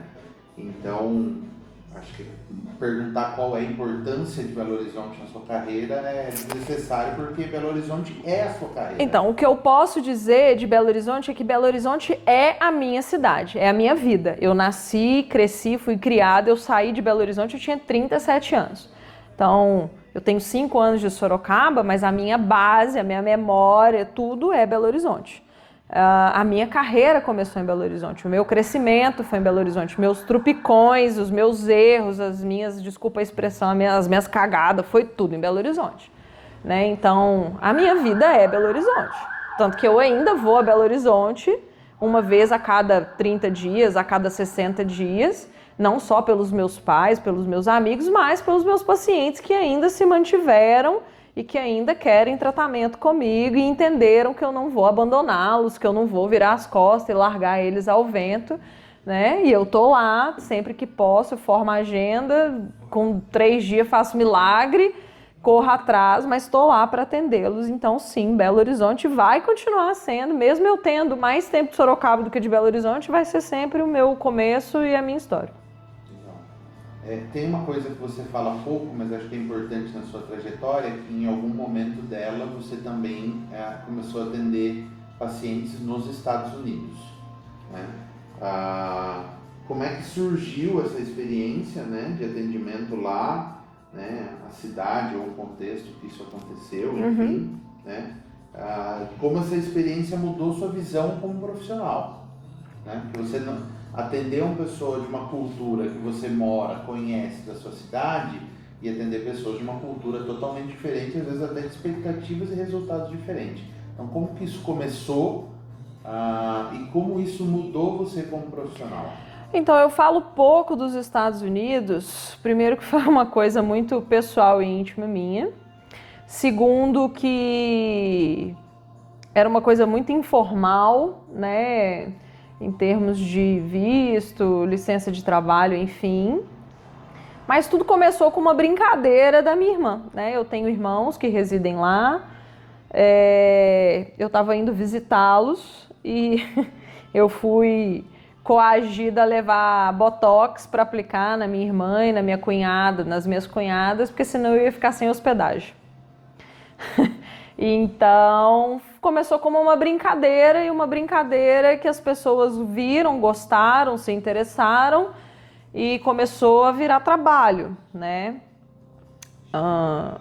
Eu não posso falar muito sobre isso por ser uma coisa muito informal, mas me trouxe uma visão de crescimento, de capacidade minha de trabalho, capacidade minha de adaptação de ambiente, a capacidade de entender, por exemplo, eu tive pacientes americanos, tive pessoas e tive que aprender a falar termos técnicos na linguagem deles e que eles entendessem, né? Não é simplesmente uma tradução literal da palavra, mas saber colocar aquilo num contexto. Então, nos Estados Unidos não atendeu só brasileiro. Apesar de eu estar nos Estados Unidos, o meu maior público de atendimento eram brasileiros, né? Mas em algum momento eu não atendi só brasileiros, eu atendi americanos, eu atendi as pessoas, né, da América Latina de forma geral, né? Os mexicanos, colombianos, gente da Guatemala, atendi francês lá. Então, assim, eu tive uma gama, né, de conhecer, eu atendi um romênio que era casado com uma brasileira. Então, assim, eu tive contato, né, eu criei amizade, convívio com boas pessoas, eu tive casas que me acolheram dos pacientes, né, então eu fazia esses atendimentos nas casas deles. Então eu tinha paciente que me esperava com pão quentinho, café passado. Tinha paciente que me oferecia, quando era o último paciente, era uma pessoa mais próxima e mais de tempo, assim, de eu sentar e tomar uma cerveja, né? Então, assim, de trocar telefones, mensagens. Então foi uma coisa que não foi só trabalho, né? Eu ganhei bons contatos e boas convivências e amizades, né? Eu ganhava muita dica de sair para beber, para comer, para comprar também, de passeios. Mas foi uma experiência enriquecedora. Eu tive a oportunidade de estar mais próximo dos meus irmãos, de ver os meus sobrinhos crescerem e evoluírem. Então era um momento que não era só trabalho, né? Eu brinco e falo que eu tinha o trabalho, mas era muito mais lazer do que trabalho. E de poder saber que eu tenho essa capacidade de me reinventar e me adaptar ao ambiente, né? Então, assim, eu tinha uma época do ano que eu ia que era um frio miserável, e eu peguei, sei lá eu quantas nevascas, né? E eu de tênisinho baixo, sapatilha no pé que a gente usa aqui, eu quase perdendo os dedos do pé de frio. Eu ter que andar de tênis, sei lá, 10 centímetros de neve, e eu não tinha escovinha de neve para limpar o carro, e ter que me virar. Então é uma experiência que não tira, né? Fica ali e que a gente adapta e traz isso para o ambiente clínico atual, né, de consultório. Hoje eu não faço mais, né, nesse momento eu resolvi focar no meu consultório de Sorocaba. Foi uma decisão minha de não estar lá nesse momento, de não dar continuidade, mas quem sabe, num futuro próximo. Bem, como é que Sorocaba entrou na sua trajetória? Perguntinha chata essa, né? Então vamos lá. Sorocaba entrou na minha trajetória porque eu dava aula. Na verdade, eu vim fazer um curso em Sorocaba com uma professora, que foi minha professora de pós. Foi a primeira vez que eu vim em Sorocaba, em 2019. Fiz esse curso. E aí, durante esse curso, reatando conexão com essa professora, ela me convidou para ser monitora do curso, porque ela já me conhecia da pós-graduação, eu tinha bons feedbacks. O fato de ser atirada, desenvolvida, destemida, enfim, me fez também ser notada. E eu vim como monitora, eu fiz o curso em fevereiro, voltei como monitora em outubro e fui convidada para dar aula com ela e dividir esse espaço de ensino com ela. Então ela assumiu 2, 3 tópicos, eu assumi 2, 3 tópicos, era um curso sobre harmonização, mas a gente fazia um plano geral, né? Então era um curso que tinha bioestimulador, botox, preenchimento, eletrocautério, eu esqueci o nome agora, é plexer, né? Que é jato de plasma. Tinha essa parte de nutrição, skin buster, rejuvenescimento, então o início do curso era um rejuvenescimento 4D, a gente transformou isso em 8D praticamente. Então ela dava uma parte da matéria, eu dava outra, e a gente dividiu 2020, né, as aulas assim, a pandemia veio, eu estive em Sorocaba gravando conteúdo para a gente lançar um curso online que existiu por um breve, curto espaço de tempo. E nessa junção aí, né, de dar aula e tal, ela montou uma clínica e no final das contas ela me convidou para tocar esta clínica. Na época o meu marido estava doente e tinha passado por um tratamento aqui no estado de São Paulo e para mim era muito mais confortável sair de Sorocaba para ir São Paulo para ele se tratar do que eu sair de Belo Horizonte toda semana e vir para São Paulo, né? Pelo gasto, pelo desgaste, pelo cansaço. Então, 2 e 2 fizeram 4 certinho e a gente aproveitou essa oportunidade, veio parar em Sorocaba. Infelizmente, a doença não era uma doença simples, era um câncer e ele veio a falecer 4 meses depois e eu gastei mais ou menos 1 ano e meio aí perdida, à deriva, sem saber o que fazer da vida, se eu ficava ou se eu voltava. Eu estava em Sorocaba e queria ir para Belo Horizonte, aí eu chegava em Belo Horizonte, passava uma semana, estava doida para voltar para Sorocaba. Então eu estava sem lugar. E nesse meio caminho eu acabei me desligando desses cursos, dessas pessoas, literalmente fiquei sozinha na cidade, tive uma estagiária que não me abandonou, ficou do meu lado, que é a Bianca, e através da Bianca eu fui sendo inserida em outros contextos. Então eu passei a viver jogando vôlei. O vôlei foi na minha vida um evento social muito fixo e a partir dali eu conheci pessoas, comecei a sair. E em 2023, quando eu voltei do Réveillon, eu passei Réveillon na Itália, eu tenho uma prima, eu fui com meu tio. Eu voltei e aí falei que eu tinha que resolver minha vida, né? Não dava para ficar indo para Belo Horizonte trabalhar para pagar minhas contas em Sorocaba e eu vivendo em Sorocaba à deriva sem ter o que fazer. Então, em 2023, eu tomei a decisão de ficar em Sorocaba depois de conversar com os meus pais e os meus pais praticamente falar: fica, não volta. Né? Eles me justificaram, óbvio, né? Eu tô num estado que tem uma oportunidade de crescimento e de evolução maior do que Minas Gerais, né? Apesar de Belo Horizonte ser uma capital, São Paulo é uma capital mais desenvolvida e evoluída, né? As oportunidades aqui elas são maiores. E eu falei para mim mesma que eu não tinha vindo para Sorocaba só perder, né? Então eu perdi o meu marido, eu perdi meus amigos, eu perdi emprego, eu perdi uma série de coisas e eu não me conformei com isso. Então eu falei que eu tinha que vir para cá para recomeçar e peguei isso de base e recomecei. Então em agosto para setembro de 2023 eu decidi quebrar meu porquinho e montar meu consultório. Basicamente foi isso. Bom, a partir do momento que você monta o consultório Sorocaba, obviamente não tem como você deixar de fazer algumas comparações. Então acho que a principal delas é assim, qual diferença principalmente você percebe do público de Sorocaba para o de Belo Horizonte? Menino, te falar um negócio que eu achei que Belo Horizontino era pé atrás, viu? Mas o sorocabano ganha. Meu Deus, achei que o Belo Horizontino o mineiro, né, de forma geral, era desconfiado, pé atrás, ficava ali só observando, mas o sorocabano ele ganha. O sorocabano é muito fechado, é difícil acesso, né, é uma das principais coisas que eu sinto. Hoje eu olho para o mineiro com muito mais ternura. Como que a gente é gente boa? Como que a gente é legal, né? Tudo, em 5 minutos de conversa, nunca vi a pessoa, né? É verdade isso, a gente oferece um café, come um pão de queijo e daqui a pouco tá convidando para ir numa festa na sua casa. E hoje eu enxergo isso. Antes eu falava, imagina, ele não faz nada disso, né? Mas o Sorocabana é bem fechado, é bem difícil. As pessoas não acreditam que eu moro aqui, que eu tô aqui tem 5 anos. Eu não perdi meu sotaque, sinto muito, gente. 37 anos, vou continuar a falar meu mineirês, apesar de que eu já falo imagina, né, que é o desculpa de São Paulo.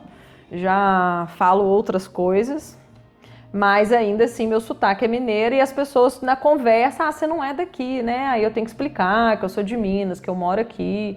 Às vezes eu dou mais motivo, às vezes menos.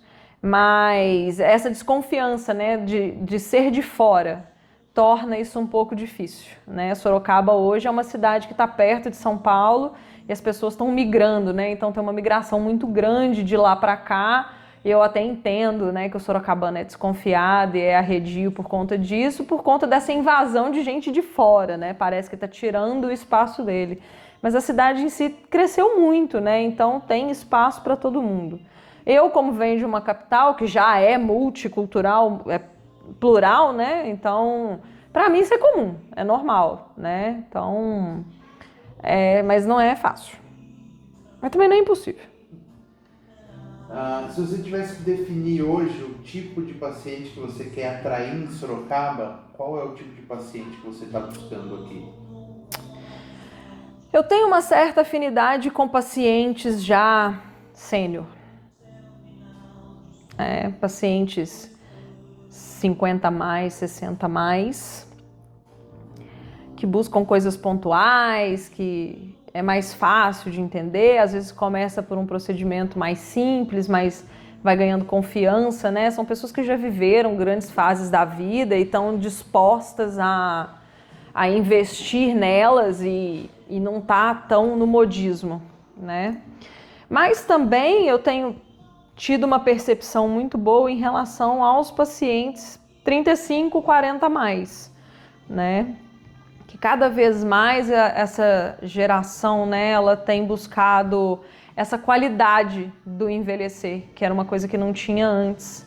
Então também são pessoas que já chegaram, né, ou já têm sua vida praticamente resolvida, família, ou está mudando, fazendo uma transição, seja de cônjuge, casa, estado. Então são pessoas mais abertas, né, à sugestão. É diferente, assim, não é que o paciente 25 mais não seja o ideal, mas são pessoas que buscam o imediatismo e a estética mesmo, a verdadeira, a estética natural, ela exige tempo, né? Ela não é uma estética imediata, né? A estética imediata de apagar incêndio, talvez não é a estética ideal, não é a estética que eu acredito, né? Eu acredito na estética que a gente respeita a fisiologia do corpo, o tempo que precisa, a quantidade de sessão, reavalia sempre, né, aquele movimento ali de eu ofereci 3, né, eu programei 3 sessões, mas se aquela pessoa precisa de 3 sessões, então cabe a mim, igual eu já falei, como profissional que tem o conhecimento, avaliar e falar assim, não cabe uma 3ª sessão ou cabe, ou a gente vai precisar de uma 4ª, o que está acontecendo, ajustar uma nutrição, um sono, um suplemento. Então, o 35, 40 mais, ele já resolveu as urgências da vida. Então, ele consegue me dar tempo de desenvolver um trabalho bem feito, natural, com um propósito, com consciência, com calma, com paciência. E é isso que eu gosto. Por isso que a minha base de clientes, eu brinco e falo que é o sênior, né? Porque o sênior ele tem pressa, ele quer fazer as coisas e tá tudo certo. Ele quer que vê a diferença. Então eu gosto disso, porque a estética hoje pede isso. Paciência.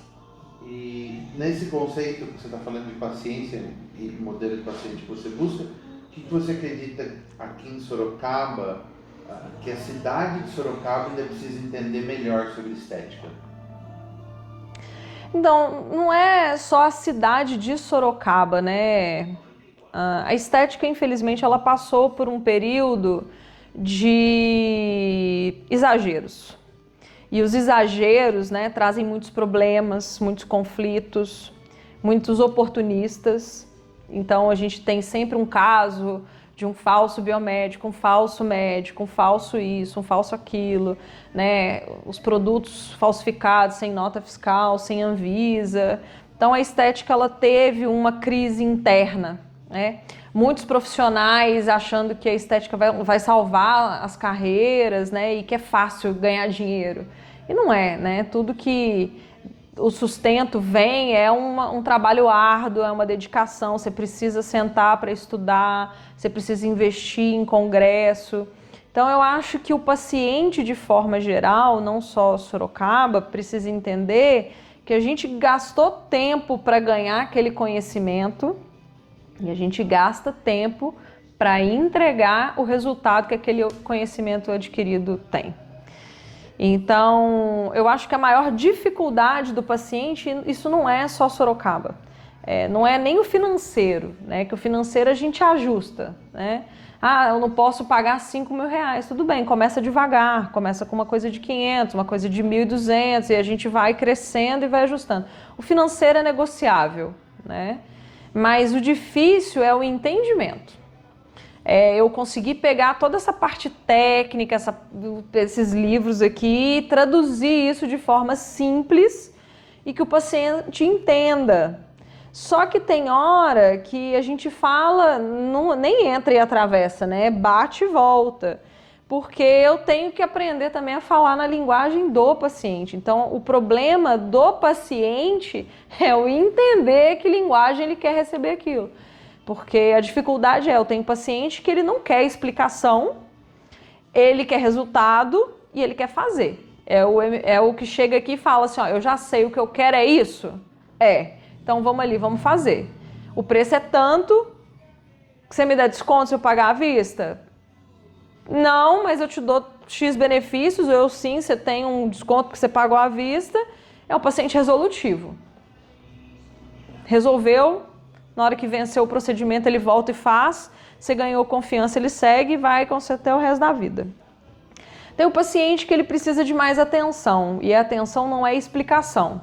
Eu ouvir muito mais, minha mãe falava isso quando era pequena, você tem 2 ouvidos que você precisa ouvir mais do que falar. Então é o paciente que eu preciso parar, anotar, fazer e já tenho que explicar de um jeito que ele se sinta acolhido. E eu tenho o paciente técnico que ele anda com Google livros debaixo do braço. Então ele lê sobre tudo, ele tem Instagram de todos os médicos, ele assiste todos os Reels, ele segue todas as tendências, todos os produtos de lançamento, todas as grandes marcas. E por que eu não... Aí ele me questiona por que eu não trabalho com aquilo, por que é tal marca, por que é aquilo. Então é aquele embate do tipo, ó, eu sentei, investi, estudei, e você está ganhando informação, porque a internet, a informação, ela é direcionada para o propósito de cada um, né? Então eu te entrego aquilo que eu quero que você compre. E nem sempre é isso, né? Aqui na cadeira, frente a frente, a história é outra, né? Então eu também preciso saber como atingir. Então não existe a dificuldade de Sorocaba, existe a dificuldade do paciente, da pessoa, do indivíduo. Por isso que a consulta, a avaliação, ela é uma coisa individualizada. O tratamento tem que ser individualizado, não existe receita de bolo. Pode até parecer que o que eu fiz em você é semelhante ao que eu fiz no seu amigo, mas são anatomias diferentes, fisiologias diferentes, pessoas diferentes, com um círculo de vida diferente, então isso conta, tudo isso conta. Tá bem. Para a gente encerrar esse assunto Sorocaba, como você gostaria de ser reconhecida aqui na cidade de Sorocaba? Como você gostaria que as pessoas falassem de você aqui em Sorocaba? O que você busca como legado ou marca? É difícil, né? Porque eu saí de Belo Horizonte sem esse legado também, né? Eu cresci, evoluí minha carreira profissional. Eu vim de uma época em que o marketing ele era boca a boca, ele não era Instagram, não era Facebook, não era Reels, não era vídeo, não era nada. E o meu trabalho cresceu, porque eu não falei isso, mas a minha carreira mesmo começou fazendo aplicação de microvasos estéticos, né? O PEN divulgado, que a gente divulga como PEN, né? Que é procedimento estético injetável para microvaso. Então eu era a menina dos vasinhos. né? E por que as pessoas falavam muito de mim? Porque eu entregava qualidade, né? Eu não cobrava um preço absurdo e fazia pouco produto.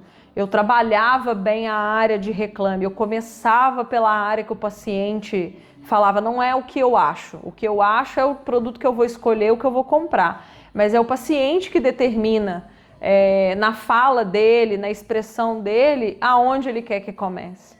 Então eu sempre ouvi muito isso. Então eu era a menina que fazia muito a aplicação. Então eram 20, 30 minutos sem parar, né? Óbvio que a gente tem um limite aí de quantidade de produto injetável.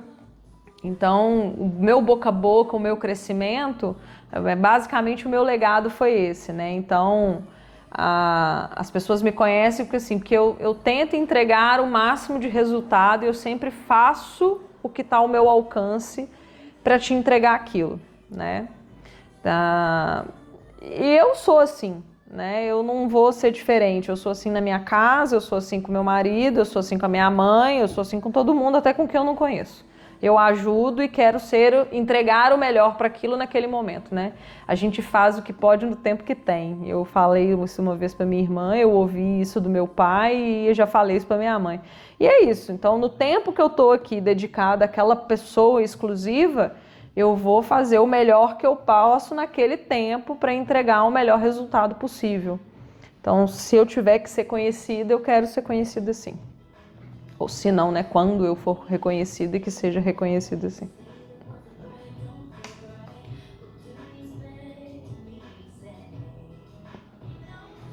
6% de bateria, tá? Mas tem mais coisa? Tem. Mentira. Opa. Você não tem mais nada para me perguntar, não? Você tá louco? Bem, para você, o que é uma estética bem feita e o que você acredita que a estética não deve ser? Estética bem feita para mim é quando você faz um procedimento, seja ele qual for, seja uma limpeza de pele, um botox, um preenchimento labial, e a pessoa que te vê na rua olha e fala assim, você tá diferente. Aquela pessoa que te conhece fala assim, você tá diferente, você fez alguma coisa? E você pode falar que nada, plena, porque o procedimento é tão bem feito que a pessoa não consegue bater o olho e falar assim, nossa, que exagero. Isso é estética bem feita para mim. Desde sempre, é a estética naturalista, né? Eu acho que eu nem cheguei nessa fase dos exageros. Eu já demiti paciente, já falei não para paciente que queria pôr mais produto e eu falei, não ponho porque não cabe. E porque vai dar problema, e porque não vai ficar bonito. Então, é isso. A estética ela tem que ser essa estética simples que as pessoas fazem, mas não sabem nem explicar e a outra não consegue entender o que foi feito, mas sabe que está diferente. E para mim a estética não deve ser exagerada. Ela não deve mudar suas características básicas, não faz o menor sentido você olhar no espelho, não se reconhecer, você sentir muita diferença, essa coisa agressiva, sabe? É isso, a estética para mim não pode ser agressiva.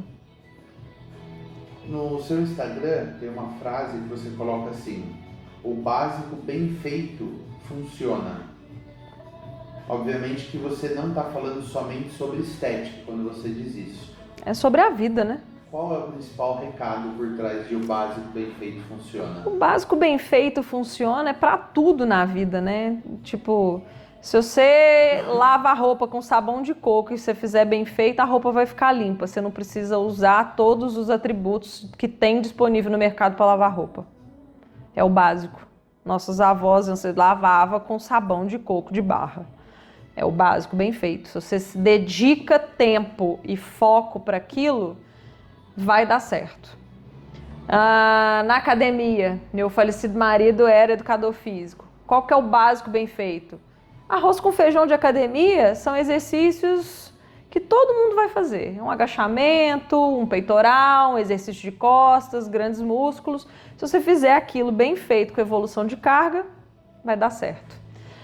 Dieta, não precisa cortar carboidrato, não precisa cortar não sei o que, viver de fotossíntese, né? Alface, água e sol para emagrecer. Não, você precisa de comer bem, você precisa de orientação. Se você fizer o básico, o arroz, o feijão, a carne, o salado, o legume, nas quantidades adequadas para você, vai ser bem feito, vai funcionar. A estética é a mesma coisa. Eu não preciso viver apenas, né? Eu nem gosto desse termo muito de harmonização facial. Porque a harmonização facial ela é um conjunto de procedimentos que você faz para chegar naquele resultado. Não é um procedimento, né? Não é só preenchimento, não é só botox, né? É um conjunto que às vezes começa com uma limpeza de pele. Então a limpeza de pele, o microagulhamento, os peelings químicos, que são procedimentos simples, eles são básicos. As pessoas não falam deles mais, as pessoas não fazem isso mais, né? A estética atual, ela virou em torno de ml de preenchedor e de botox com bioestimulador, né? Tem uma infinidade de tratamentos básicos, né? Tratamentos como a própria limpeza. Às vezes a pessoa precisa de uma boa limpeza de pele para enxergar que tem a coisa ali para melhorar. Né? Então, se o básico for bem feito, ele vai funcionar. Então, é uma questão de tempo de uma pessoa que veio fazer uma limpeza de pele, reclamar de uma mancha, reclamar de uma ruga, sentir na textura da pele aquela textura mais mole, de olhar, que é uma coisa que eu ouço muito aqui, principalmente depois dos 40, é que o rosto derreteu, né? A era das canetas emagrecedoras, né? É você reposicionar a face. E o reposicionamento de face, ele também é uma combinação de técnicas, né? Então, o básico bem feito, ele vai funcionar porque é o beabá. A casa, você não constrói ela do telhado. Se você não tiver o piso batido ali, não tiver estrutura, o telhado não segura e desaba. Então, o básico bem feito é isso. Ele é para a vida, é para tudo. Você falou sobre o termo harmonização facial, né? É um termo que certamente até está caindo em desuso, já a gente não fala muito, mas bombou recentemente. E hoje se fala muito em protocolo. Você acha que esses sistemas de estética, eles acabam padronizando todos os pacientes dentro de um mesmo modelo de rosto ou de programa, ou seja, fazer o máximo possível daquele mesmo protocolo em muitas pessoas sem uma avaliação? Então, o protocolo, ele é uma palavra utilizada para o escopo que a gente monta de tratamento, né? Mas ele também serve para padronizar técnicas e você terceirizar aquela técnica para uma outra pessoa aplicar. Então, num esquema de clínica grande, eu tenho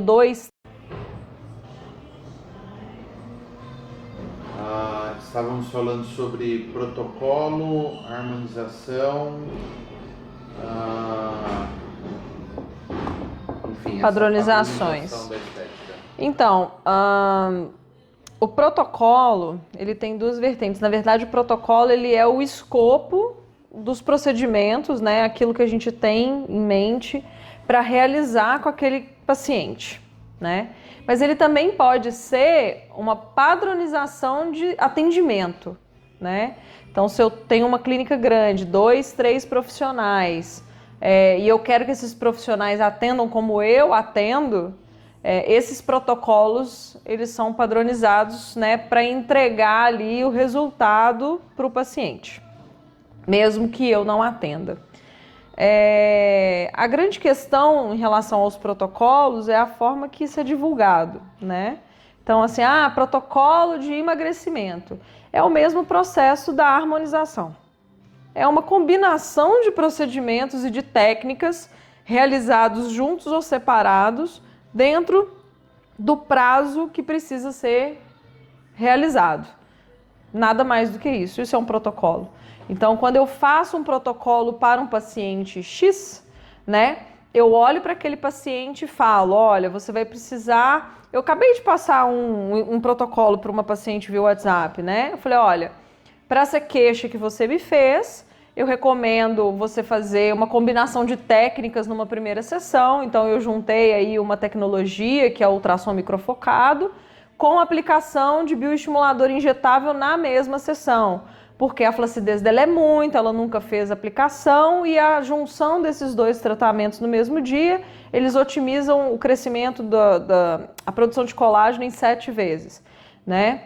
Aí sugeri para ela entre 30 e 45 dias depois, que é para poder manter o nível de produção de colágeno, não deixar ele decrescer, eu sugeri em 45 dias uma nova aplicação de bioestimulador de colágeno. E falei com ela que era para guardar, se precisasse de uma terceira sessão, expliquei o porquê, senão a gente nos veríamos de novo em 6 meses após a segunda aplicação. Isso é um protocolo. Então eu já determinei para ela que ela vai me ver amanhã, de amanhã até 30, 45 dias para uma segunda etapa, de 45 dias a 6 meses para uma terceira etapa. Entre as etapas a gente consegue ali melhorar, que ela me queixou sobre as linhas, né, os tech necks, que fica no pescoço. Então, que nas linhas a gente pode colocar inserção de fios de PDO, porque também produz colágeno, porque melhora, porque uma série de infinidades de porquês. Expliquei para ela e passei um escopo, ou seja, eu tracei no mínimo, de 6 a 8 meses de tratamento para essa paciente. Isso é um protocolo. Né? Eu posso olhar para uma paciente e falar, olha, vamos tratar tudo certinho no tempo adequado. Eu posso programar 1 ano, 6 meses, 3 meses, dentro da condição financeira daquele paciente, dentro daquilo que ele realmente precisa, dentro dos produtos e dos procedimentos, dos próprios compromissos. Tem coisa que dá para fazer com compromisso, tem coisa que não dá, tem coisa que tem que fazer antecipadamente para chegar no compromisso e ter o resultado. Então, isso é um protocolo. O protocolo, ele é um esquema ali que eu vou pegar tudo que eu conheço, técnico, e vou colocar aquilo ali no papel a curto, médio e longo prazo. Isso é um protocolo. Maravilha. Deixa eu te fazer uma pergunta de um outro tema. A gente vai falar um pouquinho sobre cursos. Você disse que já atuou bastante como professor, deu aula em pós-graduação, cursos específicos. Também sei, né, de ensino, também sei que você já fez mentorias particulares para alunas, né, como você disse, de pegar na mão até estar batendo asa e tudo mais. Então, você já falou um pouco de quando você começou a ensinar outros profissionais, a gente já falou sobre isso, e o que te levou a dar esses cursos de mentoria. Então, a primeira pergunta é mais simples, ela é, em quantos lugares do Brasil você já deu cursos? Eu já dei curso em Belo Horizonte, aqui em Sorocaba e em Goiânia. Em Curitiba. É isso mesmo, em Curitiba. Tá. O que os alunos costumam reconhecer em você como professora? Eles reconhecem em mim esse hábito de pegar na mão, né? Na verdade, eu deixo eles fazerem, eu estou ali supervisionando, mas eu sempre estou ali corrigindo rota, é igual o Waze, né? Você errou a rua que você tem que virar, ele recalcula a rota. Então, eu pegava na mão mesmo, de pegar, falar, para, ela parar, eu pegar a mão e acompanhar, mas só guiando, sem fazer força, sem fazer nada. Assim como quando eu ia demonstrar, eu demonstrava e às vezes para a pessoa poder entender, eu fazia ela segurar na minha mão, então eu demonstrava para ela entender a força, como torcer, como segurar, né? Uma coisa que eu brinco muito é segura, parece estar parecendo com nojo. Não, segura, o paciente precisa sentir confiança, você precisa pegar. Se você ficar segurando com nojinho, você não passa confiança para o paciente. Então também da pessoa segurar e ver, né? Não só ficar vendo e filmando aquilo, né? E esse hábito que eu tenho de socorrer meus alunos, né? Para qual produto, qual fornecedor, o que você acha de receber fotos e mais fotos, tá? E sai eu apagando foto do meu celular que nem é minha, para poder orientar, né? Então eu pego a foto, printo, desenho na foto, eu encaminho a foto, faço o vídeo no marido, no cachorro, no papagaio, no periquito, explicando as coisas. Então, eu acho que é isso. E todo mundo fala, né, que o legal meu é isso, é estar ali à disposição para ajudar. Legal. O que você acha, tudo isso que você está falando, obviamente, é uma parte, né, do que você faz, que é o ensino da técnica. Mas o que você principalmente acha que você ensina para os seus alunos que não faz parte da técnica? Não ter medo. Ter coragem. É isso. Eu chuto todo mundo e mando voar. Eu tiro do ninho e faço para bater asa. É uma das coisas que eu mais falo. Não tenha medo. Você só tem medo do que você não faz. Você tem que fazer. Tem que fazer, tem que pegar, faz com medo mesmo. Faz com medo, não dorme, fica vigiando o telefone, pede foto, mas faz. Não deixa de fazer. Você quer que essa frente de ensino continue fazendo parte da sua marca no futuro? Sim, né? Apesar de não ser uma coisa que eu desejei, eu não sonhei em ser professora, mas eu tenho o bom hábito de tudo que eu pego para fazer, eu faço bem feito. Então, acho que o meu diferencial, assim, como professora, né, o fato de estar ali ensinando, é a minha prática clínica, né? Então, o dia a dia, a posição, o que você precisa, o lado de domínio, né, sua mão de domínio, o lado que você atende, inclinação de maca. Acho que isso faz muita diferença para o aluno, né, que está começando, até para o aluno que já está mais avançado, às vezes vê uma nova forma, né, uma nova abordagem de trabalho. Eu tenho interesse sim em continuar, eu reluto muito em não. E toda vez que eu falo não, Deus olha para mim e fala assim, vai. Aí me manda um aluno precisando de um socorro, precisando de uma mentoria, um professor que faltou e eu que vou substituir, uma turma nova que está começando e não tem professor disponível, e eu já provei que já parei de lutar contra isso. Então, tiver que ser, acontecerá. Muito bom. A gente vai falar um pouquinho mais sobre atendimento e experiência do paciente, tá? Então eu vou unir algumas coisas aqui que eu acho que faz sentido você explicar todas elas juntas, né? A gente percebe que muitas vezes o paciente que nunca fez um procedimento estético, ele acha que ele pode entrar em contato, falar assim, eu quero fazer um botox, e ele vai chegar aqui e vai sentar, você vai fazer o botox e ele vai embora. E essa não é verdade. Não. Então eu queria que você dissesse um pouquinho pra gente o que é esse primeiro atendimento que você chama de avaliação, né? Então, como que você conduz essa primeira avaliação? O que você tenta entender antes de indicar qualquer procedimento para o paciente, né? E como você lida principalmente com os pacientes que têm insegurança ou medo de ficar artificial, visto tudo isso que você já falou, de padronização, harmonização e coisas desse tipo.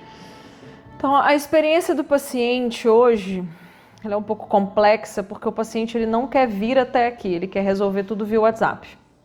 Ele quer fazer consulta por foto, consulta por vídeo, quer que eu fale qual procedimento realizar, quer preço, orçamento, enfim.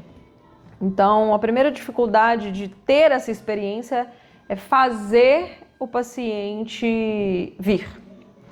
A segunda coisa em relação à experiência do paciente é que a gente também vem de uma época em que as avaliações, né, eram gratuitas. As pessoas têm que entender que a gente investe em tempo, em curso, em viagem, dedica horas da nossa vida para fazer o que a gente faz, né? A gente não senta ali e dorme e acorda no outro dia expert, né? Então, isso tem um custo envolvido, tem o meu tempo, o meu conhecimento, a minha prática clínica. Então, eu nem falo mais que é uma avaliação, porque é uma consulta. É igual você ir ao médico, você está doente, você vai lá num clínico, no oftalmo, você passa por uma consulta. Ele tem que te ouvir, o que está doendo, o que está acontecendo, né? Então, a minha consulta hoje, ela é muito voltada para o todo. Eu preciso conhecer o meu paciente, como eu conheço o meu paciente. Sabendo se ele faz uso de medicação constante, né? Por mais que ele não saiba qual é a doença ou a patologia ou o porquê dele tomar aquele remédio, o remédio me conta. Eu não sou obrigada a saber todas as medicações, algumas são mais comuns e conhecidas, né? Mas eu posso acessar a internet e ver. Então, eu preciso saber se ele faz uso de medicação constante, eu preciso saber se ele tem alguma patologia de base conhecida, se ele já teve algum tratamento agressivo, como câncer, se ele tem uma doença autoimune, se ele faz uso de suplementos, né? Se ele faz atividade física, se ele é sedentário, se ele tem histórico de família, se ele tem histórico de alergia. Então, é a única forma que eu tenho de conhecer a pessoa é perguntando coisas da vida, do dia a dia, daquela rotina, porque no básico bem feito funciona, é exatamente isso. É numa conversa extremamente formal, fazer aquilo ficar informal, a ponto de que eu consiga determinadas informações que ele tinha toda a intenção de esconder de mim. E é na informação escondida que está o perigo. Então, eu preciso saber o máximo que eu puder, eu preciso conhecer o máximo, eu preciso entender a dor daquele paciente. O que trouxe ele aqui para aquela consulta, né? Porque o paciente, às vezes, ele não sabe o que é importante te falar. O paciente, ele não sabe. Muitos pacientes vêm porque viu no outro, porque leu, porque viu no Instagram, e aí eles acham que aquilo. Então, a experiência do paciente, ela passa por isso, por eu conhecer ele, por eu conversar com ele, saber ali a rotina, o dia a dia e também para explicar para ele. Então, eu já cansei de ter gente que chegou para fazer um botox porque alguém indicou um botox e chegar aqui a pessoa não bebe água, a pessoa toma muito remédio, a pessoa tem problema de coração ou a pessoa tem uma doença autoimune, toma uma cacetada de remédio que se eu aplicar o Botox não vai resolver. E o Botox, ele tem um porquê dele existir, né? Mas ele também tem um pra que ser feito. Então, é zero justificativa eu fazer um Botox numa pessoa que naquele momento não tem indicação, né? E eu ter que explicar para a pessoa que eu vou fazer o Botox e ela não vai gostar. Então, que naquele momento eu não faria o Botox. Eu já falei, né? Eu já demiti cliente, né? Já falei não para o cliente, para o paciente. Então, é isso, né? Eu saber falar para ele que aquilo não é para ele, né? É igual a história do remedinho, né? Ah, meu colega tomou aquele remédio e funcionou. Então, eu também comprei. Será que aquilo que funcionou para o outro vai funcionar para você? Então, a consulta ela existe para isso. E outra, para alinhar a expectativa que você tem sobre aquele procedimento e a realidade que eu posso te entregar sobre aquele procedimento. Para isso que serve a consulta e a experiência do cliente como um todo. Você falou também sobre solicitação de exames.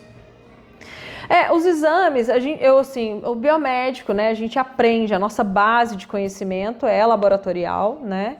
E para eu entender o que eu posso ou não te entregar, muitas vezes é importantíssimo eu ter, né, exames de sangue.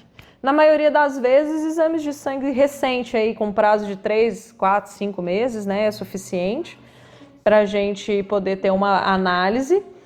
Óbvio que não são para todos os procedimentos, né? Não faz o menor sentido eu pedir uma série de exames de sangue para fazer um botox ou um preenchimento, mas é importante que eu seja comunicada, por exemplo, se a pessoa toma um anticoagulante, por que ele toma aquele anticoagulante. Eu sei que é uma pessoa que vai fazer um procedimento, se tiver agulha, ela vai sangrar mais do que o normal, então eu preciso ajustar essa rota. Mas para alguns procedimentos ofertados, né, que a gente tem aqui, por exemplo, a aplicação de enzimas para redução de gordura localizada, o aumento da performance, que são as intramusculares, as vitaminas, reposição de vitamina, eu não posso sair suplementando as pessoas assim, né? Isso é imprudente da minha parte como profissional, né? É negligência. Então, a gente solicita, né? O biomédico ele tem a competência técnica e a liberação pelo conselho para fazer solicitação de exames. O que a gente esbarra hoje seria no ato de fazer. Ok. A gente tem 5 minutos de memória do seu celular, tá bom? Mas o meu já está com carga, acho que dá para finalizar nele qualquer coisa. Algumas perguntas para falar ainda sobre essa relação do atendimento e experiência do paciente, né? Então, como é que você lida com o paciente inseguro ou com medo de ficar artificial, né? O que faz um paciente confiar em você e voltar, até mesmo indicar o seu trabalho e até mesmo indicar o seu trabalho, né? Como você lida com isso? Então, o paciente inseguro, a gente tem que acalmar ele ao máximo. E existem vários níveis de insegurança. Existe a insegurança porque tem medo de agulha, existe a insegurança porque o vizinho fez e não ficou bom, existe a insegurança que a internet traz, né, de que tudo é péssimo, horrível. Eu falo que notícia boa não é televisionada, né, é só tragédia. E então, a minha função como profissional é tentar acalmar e explicar ao máximo. É o que eu falei lá atrás, é tentar encontrar a linguagem dessa pessoa e falar a linguagem que acalme essa pessoa. Seja por desenho, seja abrindo livro, seja explicando, seja pegando o técnico e tornando aquilo no trivial que ele entende. Então, se a pessoa entende costura, eu tentar explicar voltado para costura e acalmar ele, né? E mostrar que eu estou ali e pegar o tempo todo. Então, a experiência dele gira em torno disso, de como que eu vou conseguir entregar aquele procedimento, mas ele estando apavorado, né? E entregar um bom resultado. E a minha calma, eu tenho que manter uma calma, uma assertividade para executar o meu trabalho. Tirando isso, quando eu desempenho bem essa função de executar o que eu sei executar, e o paciente entende que ele saiu dali vivo, respirando, então ele se acalma e sabe que eu consegui entregar mesmo ele estando naquele estágio, isso já é uma coisa positiva. E no final das contas, torna-se viável ele indicar. Então, quando o resultado acontece, ele se estabelece, ele pega e me indica porque ele confiou e eu consegui, através da minha calma, da minha expertise, fazer ele passar por essa fase difícil. Beleza, voltamos. A gente tem alguma coisa que está na bateria baixa aqui. Talvez seja o microfone. Não o microfone, esse aqui, ó. Ok. Posicionamento, falando sobre posicionamento dos seus diferenciais, se uma paciente perguntasse para você hoje por que ela deveria escolher você, o que você responderia para ela? Que eu sou legal. Isso é tão difícil, porque que tem que escolher? Tem que nada, tem que fazer o que quer me escolher, vem cá, me conhece. É muito difícil hoje, porque tem uma certa era esse negócio de posicionamento, né? Cabelo partido no meio com coque, roupa preta, um estereótipo montado. E eu falei isso já, eu não sou da moda, eu não sigo. Pode continuar. Eu não sigo, não gosto de seguir essas coisas, eu acho isso tão... Mas o posicionamento, ele acima de tudo, ele é você ter firmeza e consciência de palavra e saber que você tem estudo e conhecimento para entregar aquilo que o paciente quer, né? Eu acho isso mais importante do que o cabelo, a roupa e o vídeo bem gravado, né? E palavras de gatilho, né? Eu acho que a pessoa, ela tem que olhar para aquele profissional e falar assim, ó, eu acredito no trabalho daquela pessoa. Eu vi isso em alguém e eu acredito que ela consegue me entregar um bom trabalho. Então, posicionamento para mim é isso. Tá, para tentar melhorar um pouco essa resposta ainda, senão a gente estende muito nesse assunto, acho que assim, o que você faz diferente da maioria, né? Ou seja, quais são os seus diferenciais técnicos, mas quais são também os seus diferenciais humanos, né? Então, acho que isso é o principal que você identifica porque deve escolher. Então, o meu diferencial técnico, ele não vai diferenciar muito das pessoas que estão no mercado, né? Hoje, querendo ou não, eu tenho aí 14 anos de estrada, de estética, vindo lá da básica até hoje. A gente nunca mais vai parar de estudar, né? Nunca mais. Então, é sempre um artigo, é um livro, é uma conversa, é um congresso, é uma masterclass, é uma mentoria.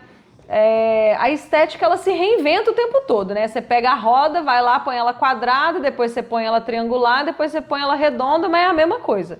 Só muda de nome, de época, de quantidade, de produto, mas a base ali é o tal do básico bem feito, gente, é isso. Tem que falar nada não. Então, Diferencial humano. O diferencial técnico é difícil explicar porque estudar todo mundo estuda, né? A gente investe às vezes muito caro num curso achando que vai aprender um milagre e no final das contas aprendeu nada. Você sai de lá revoltado com aquilo e nem consegue praticar e você só vê o outro fazer. O diferencial humano acho que é a escuta, o acolhimento, né? Apesar de que eu ouço muito que o meu sotaque é gostoso, que eu falo muito e trem sou, mas eu acho que essa parte de escutar, de tornar, por exemplo, uma consulta mais leve, né? Da pessoa vir cá me contar as dores, as amarguras e explicar todos os porquês e eu não apressar aquela pessoa porque eu quero vender, né? Muita consulta minha é só consulta.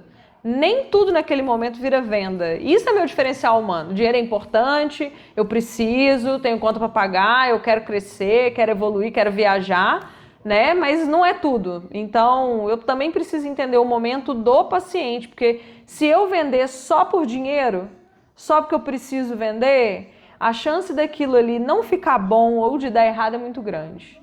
Então, isso para mim é importante, né? Tem que acontecer porque tem que acontecer e tem que dar bom para todo mundo, para mim e para o paciente. Muito bem.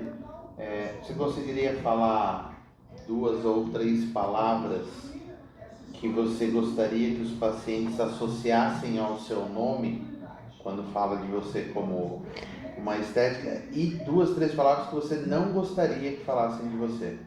Eu não vou começar pelo que eu não gostaria, falando que eu sou metida, arrogante e prepotente, porque isso só a minha cara diz, mas eu sou zero isso, zero. Não gostaria, de verdade. Nem que a pessoa me olhe com desconfiança, aquele olhar de canto de olho julgando. Eu acho que é muito ruim você ser julgada pela capa, né? A gente às vezes pega o livro e julga o livro pela capa. Eu acho que a gente precisa ler pelo menos o primeiro capítulo. E é uma coisa que eu brinco muito, né? Todo mundo olha pra mim e me julga primeiro, metida, patricinha, e eu abro a boca, falo 6 palavras, todo mundo já tá ali conversando. Eu não gostaria disso. Metida, arrogante, prepotente, ser julgada de canto de olho. Puta, isso me acaba. E o que você gosta de ouvir? Cara, eu gosto muito de ouvir, eu tenho muitas pacientes que estão comigo desde o começo e cresceram comigo na profissão, né? E eu escuto muito elas me chamando de foda. Velho, você é foda.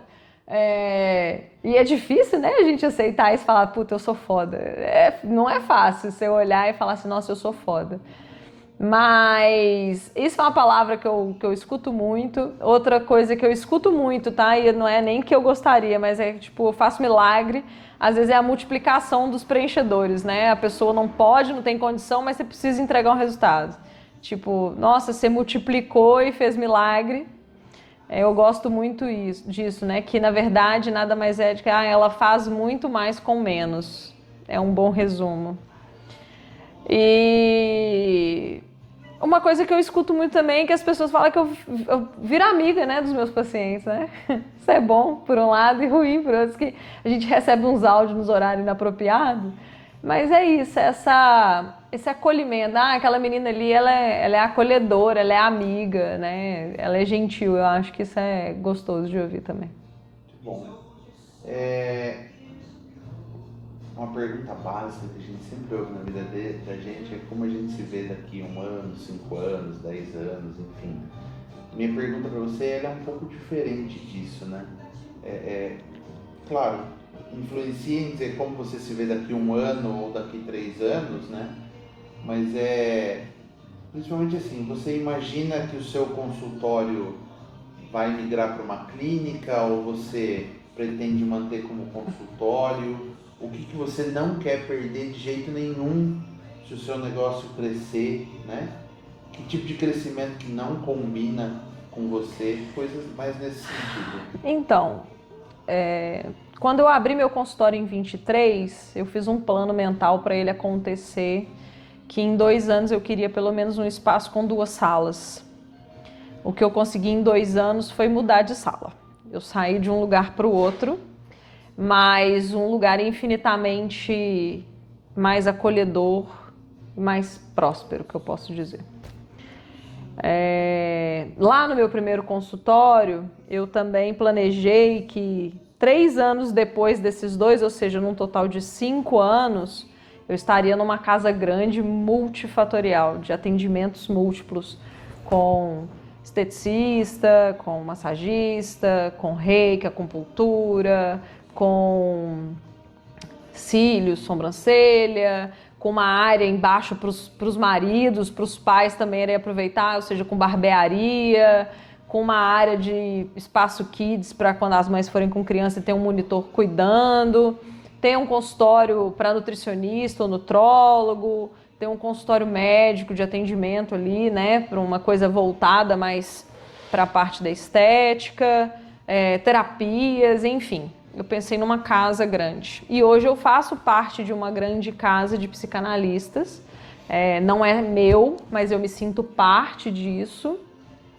E mesmo eu tendo só em 2 anos, tendo só mudado de sala, eu já consegui trazer 2 a 3 pessoas para estarem comigo aqui, dividindo o espaço. Então eu consegui ampliar, né, não o meu espaço, mas a minha gama de procedimentos ofertados. E eu adoraria muito que isso continuasse nessa linha. Então, quando você vira para mim e fala assim, como você se vê daqui a 1 ano, eu vejo funcionando do jeito que está, vendo todo mundo trabalhando e atendendo tudo e a coisa sendo unificada e fluida, né? Parando para pensar num consultório maior, numa clínica, num crescimento da minha marca, né, da doutora Letícia Vargas, é isso. Eu quero um ambiente que abraça essa proposta, que seja 3, 4, 5 salas, mas que sejam coisas que se conversem, né? Não só a psicanálise, mas a nutrição, os médicos nutrólogos, a parte holística de reiki, shiatsu e acupuntura, que isso é importantíssimo. A parte básica, massagem, drenagem, limpeza de pele, a minha parte avançada, o próprio psicanalista que ajuda muito, né? Tem um espaço que a gente vai ter tratamento de corpo, emoções, alma, tudo. A gente tratar todas as vertentes, né? O físico, o emocional e o espiritual. Eu acho que isso é a minha linha.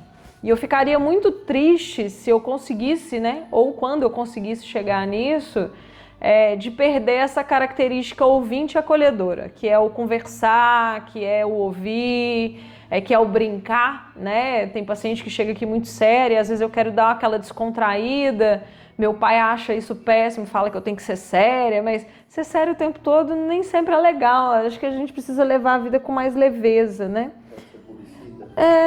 Ser burricido o tempo todo não dá, ser carrancuda ali, bicuda não dá.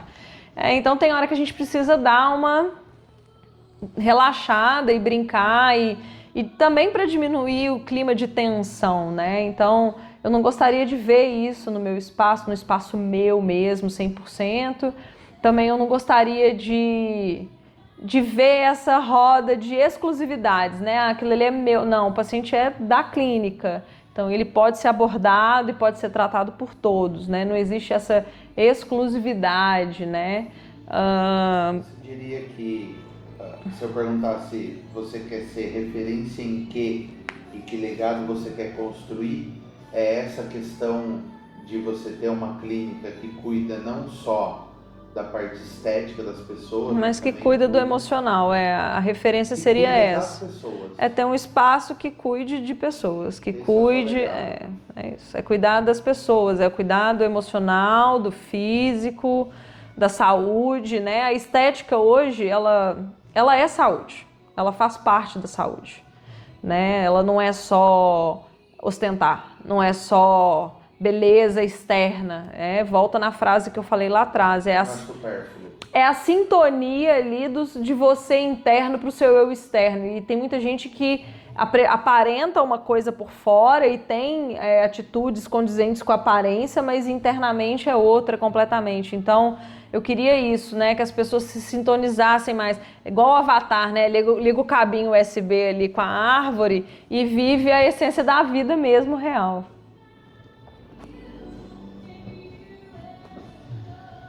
Uma última pergunta para a gente encerrar, uma em 3, né, digamos assim. O que ainda te emociona depois de tantos anos de atendimento? O que ainda te emociona quando você atende um paciente? Que eu amo meu trabalho, vale? Que eu vejo um procedimento sendo feito e eu vejo aquilo tomando forma e dando resultado. Às vezes eu me emociono mais do que o paciente, tipo, de eu olhar ali. Ou se não é o paciente, o aluno. Igual essa semana, uma aluna pediu ajuda via WhatsApp, me pediu para ficar online e tomou a coragem que eu ensino eles a terem para fazer uma rinomodelação. e nunca tinha feito e eu não estava perto, e aí eu fiz vídeo, desenhei, acompanhei, não sei o quê, e na hora que ela mandou, o resultado foi lindo, eu fiquei muito feliz e ela me mandou um áudio chorando. Tipo, isso também compensa tudo, né? Tipo, eu fiz o meu trabalho bem feito como mentora, como professora, eu tive a capacidade de fazer ela entender um vídeo, um desenho, sem nem ela ter feito ou praticado e ela ter tido êxito e sucesso naquilo, né? O meu sucesso, ele é reflexo do sucesso daqueles que passam pela minha vida. Então, assim, o meu sucesso é o meu paciente ter sucesso, ficar feliz e satisfeito com o procedimento. Eu acho que é isso.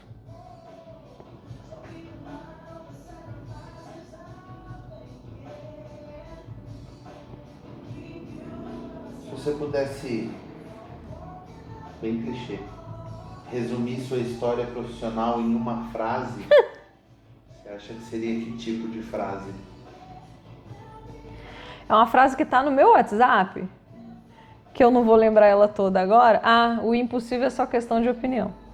É isso. Se tiver que resumir tudo, o impossível é questão de opinião. Você pode opinar o que você quiser sobre a minha vida, mas isso só eu decido. E até sobre o impossível, que é possível e impossível.